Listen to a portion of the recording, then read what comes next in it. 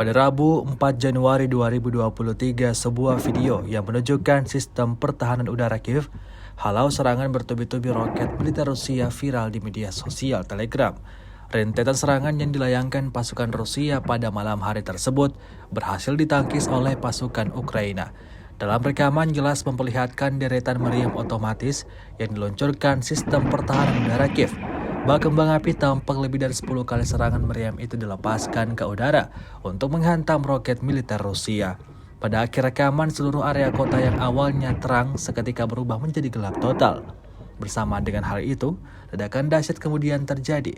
Hal itu menjadikan suasana malam di wilayah tersebut semakin mencekam.